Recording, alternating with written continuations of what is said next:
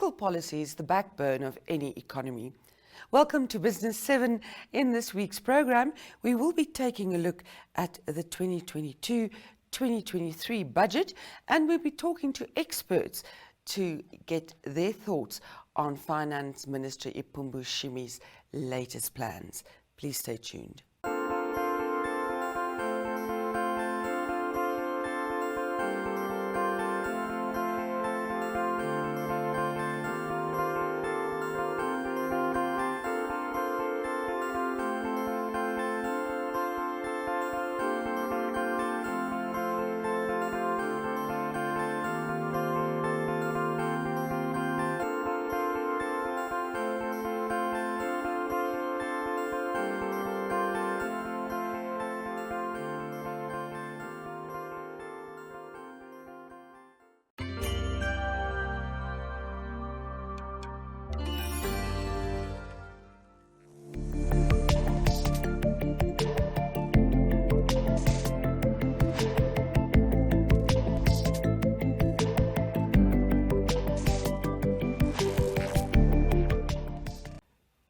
In Business 7's printed edition this week, of course, you can get it in Algemene Zeitung, Republikein, and the Namibian Sun, as well as on their Facebook pages and websites. Our front page story is about the poultry industry in Namibia and the ongoing challenges it faces, but also the immense opportunities it presents. Also in Business 7, on page 3, a very topical article, we're looking at the possible impact of the war between Russia and Ukraine and what that means for food security in Africa. Our infographic, which is a standard feature in Business 7, take a look at the budget in a nutshell, and we have this animation for you to just give you a taste of the infographic.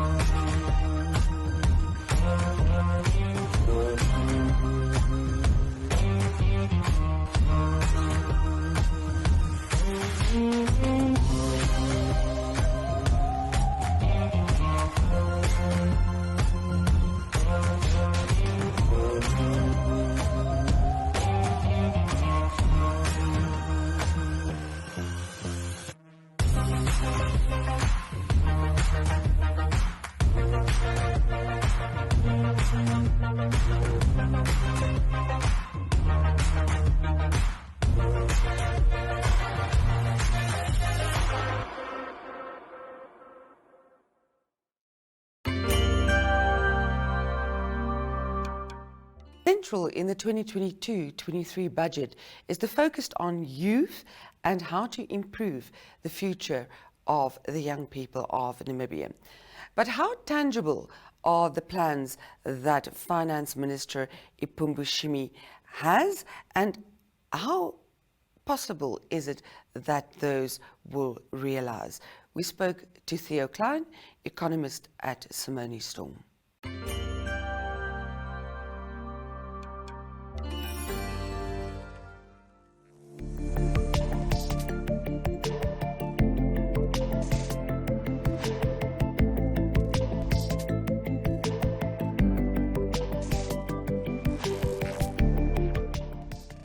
Welcome, Theo Klein, economist at Simonis Storm. Theo, how important is the budget's intention to focus on the youth? I think it's very important, Jo Marie, given that if you look at the size of the youth in our population, as opposed to the US and the EU and Japan and amongst other, Namibia has a very fat base in its population pyramid. In other words, the youth form the largest part of our population, and just 20% of our population alone is between the ages of 20 and 29. So I think it is very important to obviously cater to their needs and to address their problems or their concerns. I think if we compare the current youth to previous generations, they are a lot more educated, yet, and although they form the largest part of our population, they have the highest level of unemployment. So of course, that is not good. The youth are frustrated. They obviously do not see a material change in their financial positions. In fact, it's just getting worse. So of course, I think it is very important to address their concerns.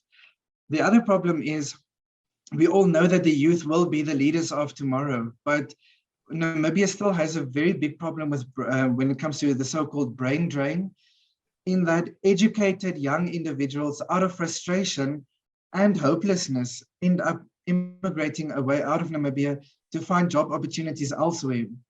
And what's interesting, after the COVID-19 pandemic, what we also see is that quite a lot of young individuals manage to find jobs at global companies. So they might still stay in Namibia, but they'll leave their jobs at a Namibian company to work remotely for one or other foreign company. So yes, that's maybe a less severe level of brain drain, but it's still not the ideal situation that you want, especially for the largest part of your population.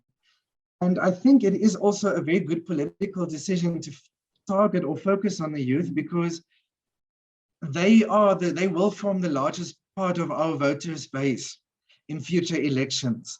So of course it is politically an opportune time to focus on the youth and garner favor from the youth to position yourselves for future elections that are coming up. So I think it is certainly very crucial to finally address the needs and concerns of the youth in this country. Theo, if you can just mention maybe one or two highlights from the budget where you think it will impact the youth. I think, look, so overall the budget was still fairly similar to budgets in the past, but the narrative around the budget has changed. And the new narrative is the youth. Because if you look at the allocations amongst different ministries or departments, it's still fairly more or less the same. But like I said, the narrative has changed. But I think it was refreshing to see that there's a lot of focus on the upgrading and expansions of vocational training centers across the country. So really from central, north, south, and coast, a lot of them have been mentioned in the minister's budget speech. And I think that will be very beneficial to our economy, because we sit with a high level of unskilled labor, and we are not necessarily a service-based economy.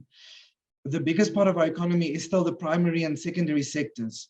So I think vocational training centers play a very crucial role in upskilling our unskilled labor force to at least participate in agriculture, in being mechanics, plumbers, electricians, and so forth. So I think that was refreshing to see.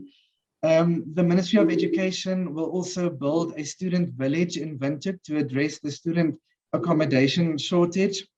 That was also mentioned in the budget.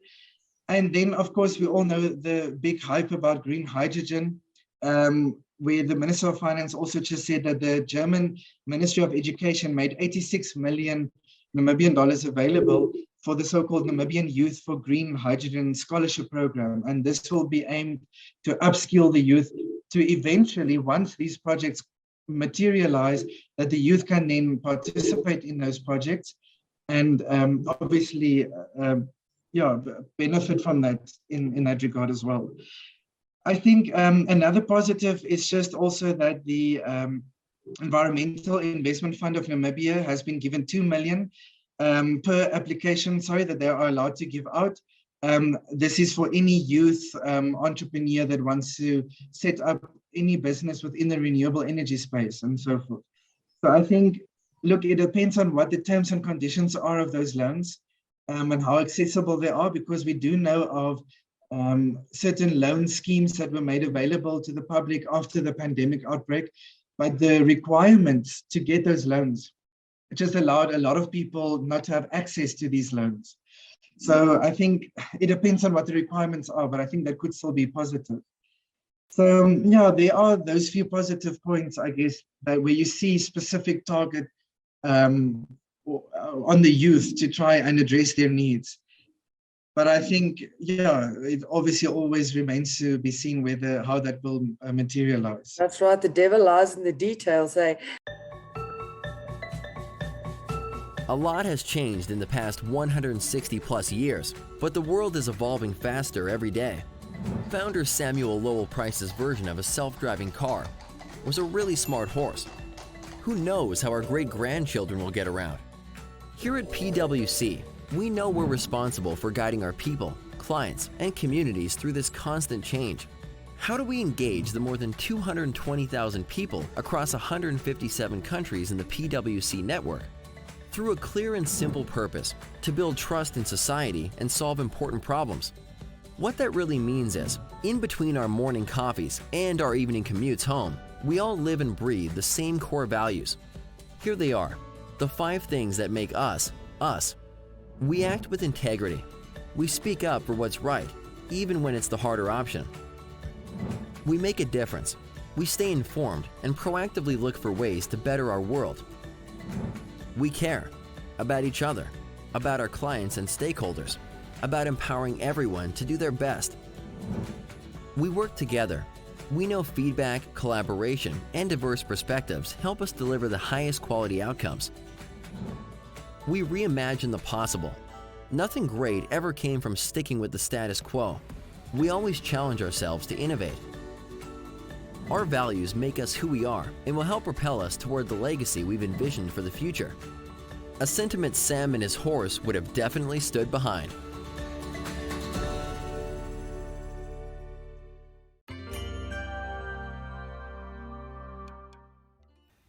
The recession of the past years, coupled with the massive impact of COVID-19, which resulted in job losses, increased poverty, less opportunities, are very, very frustrating signs, especially to the young people of Namibia.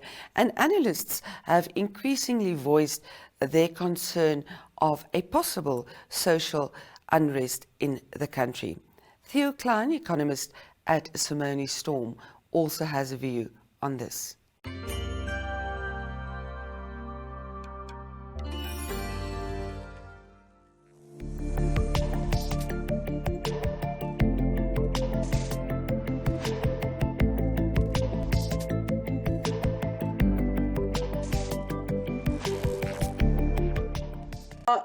Yes. Theo, since the recession, and especially since the COVID-19 pandemic, of which we are still feeling the impact, analysts have been warning of an increased risk of a social unrest. How do you think, to which extent will the budget mitigate this? So yeah, I think it remains to be seen how targeted expenditure remains throughout the year. Is it going to be a scenario where after the budget speech, certain money has been allocated to some projects and that's it, and we just sort of have a wait and see approach? Or will expenditure throughout the financial year till the very end remain targeted and focused on the youth and the youth initiatives and addressing their concerns? So I think that's one aspect that we will have to, I guess, also just wait and see how that expenditure is implemented. But I do think in terms of the social risks of major unrest, it's also difficult to say. On the one hand, we do know that mental health has deteriorated in Namibia following the pandemic outbreak. Cases of depression and suicide have been on the rise. So, to some extent, if you have one portion of the youth suffering from these mental disorders, they will just remain apathetic In other words, having no concern, no interest to change things, and no enthusiasm to change their lives. On the other hand, you have typical millennials as part of the youth population who want to live a meaningful life, who want to do meaningful work, and obviously being unemployed and with no new job opportunities coming up, they remain frustrated being unemployed. So I think they could potentially drive some sort of social unrest movement or youth uprising. I think it's a bit extreme, but they could probably drive that.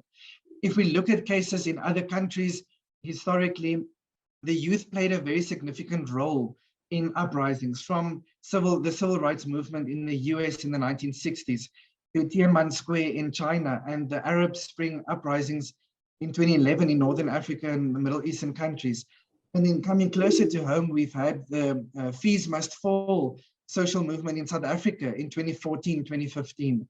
And then even more recently, we've seen we had an example of the frustration that is amongst our youth within Namibia when we had the protests in 2020 with regards to gay rights.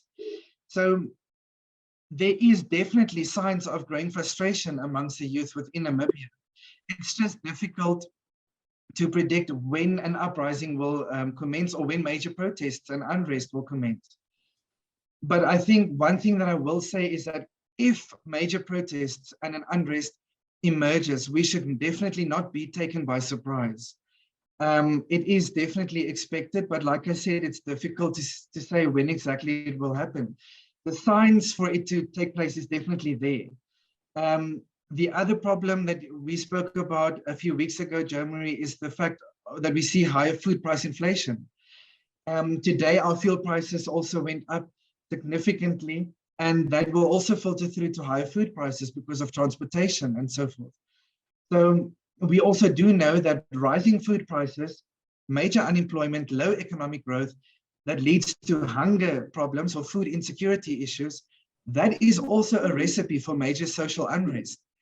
So yeah, it's all the signs are pointing towards having some major social unrest, and especially amongst the youth who remain largely unemployed. But like I said, it's difficult to say when exactly that will happen. Theo, as always, it's been delightful talking to you. Thank you for your insights.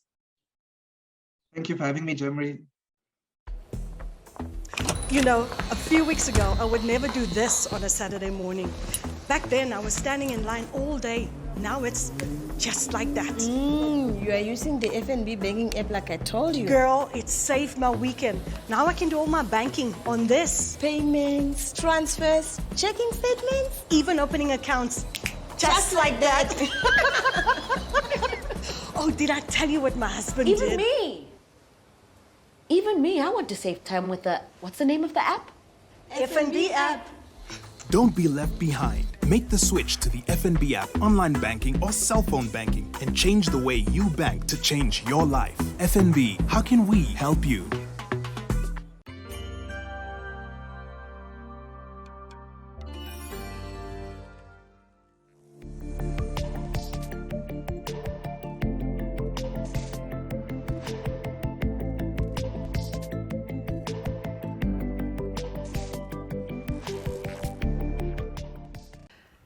We're joined by Mr. Tjivingurura Mbuende. He is the Executive of Corporate and Investment Banking at Nedbank Namibia. Thank you for joining us and welcome, sir. Thank you very much, and thank you for having me here, Jo Marie. We're talking, or in this program, we took a big look at the budget, which of course happened last week, and the economy, etc. And in that regard, people talk about economic recovery, etc., etc., the growth opportunities that present Namibia. What are they? Well, if one looks at the different growth opportunities that we've seen in the Namibian economy, I think this year, 2022, and spilling over to 2023, we are quite fortunate that for the very first time since 2017, we are actually expecting some green shoots in our economy. That is primarily led by the primary sector. So there are some opportunities in mining.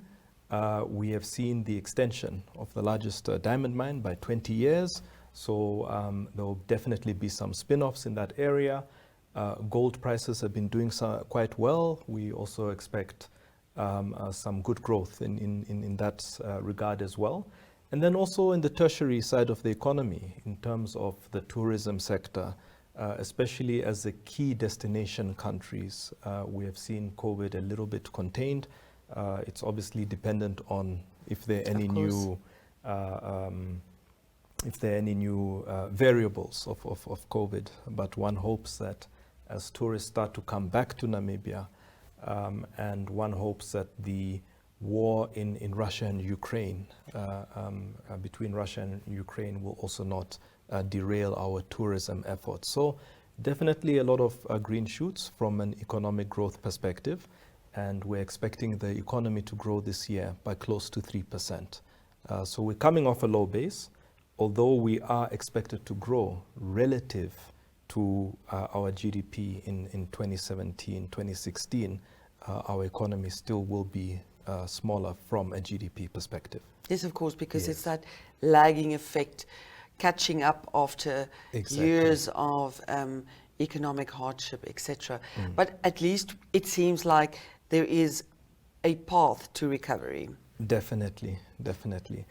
I think that there are also different opportunities when one looks at the recovery efforts, and the question is always, how can we as a nation realize this? One of the key drivers of economic growth is foreign direct investment. And we need to remember as Namibians that if you have a foreign direct investor that comes from overseas, for example, let's take a mining company. Now, with these large capital projects where mining companies, global corporates, have to spend billions of dollars, they take a very long-term view. They look at 10 years, 20 years down the line, so on and so forth. And if they are coming to spend, let's say, $1 billion that we desperately need, there needs to be political stability, which fortunately we have had for the past 30 years, but there also needs to be policy certainty as well as red tape reduction, because if you are looking at mining destinations, we're not alone in the region.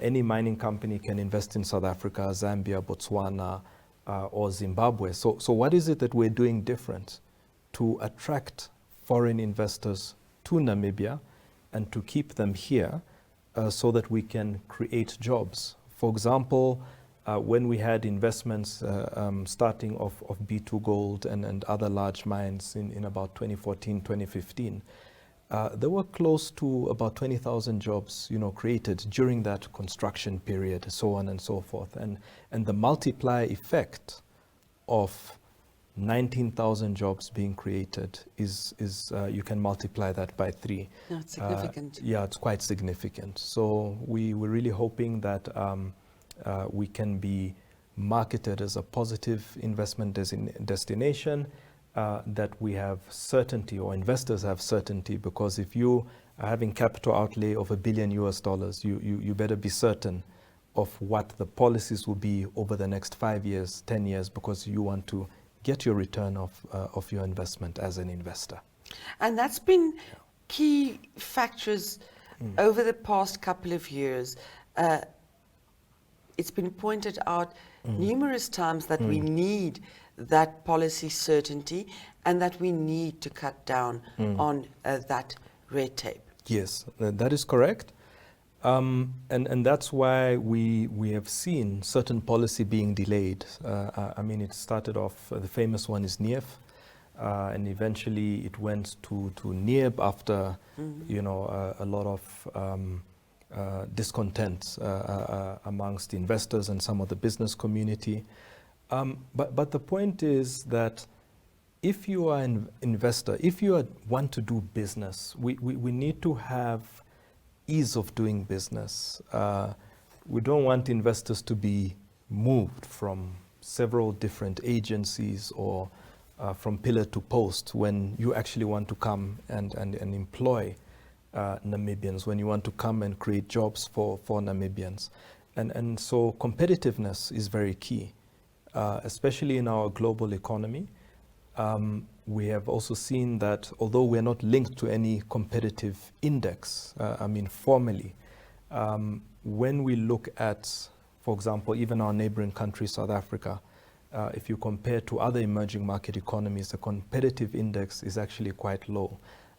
The productivity indices are quite low. So if you, for example, would like to invest in the manufacturing sector, which is one of the sectors where we desperately need to create jobs, as a foreign investor, how productive are Namibians? Those are the questions we need to ask ourselves to produce a shirt or to produce a good. If they invest a lot of significant capital in Namibia and set up a factory here, can they get the same production as a factory in China at a reasonable cost? And those are the questions that we need to ask ourselves from an incentivization and a policy perspective. Big task ahead of the Yes. country. Luckily, we have experts like you to help guide that process. Thank you Yeah. very much for your insights. It's been delightful having you. Thank you so much, Jo Marie. Pleasure to be here. Wishing you a positive day further. Same.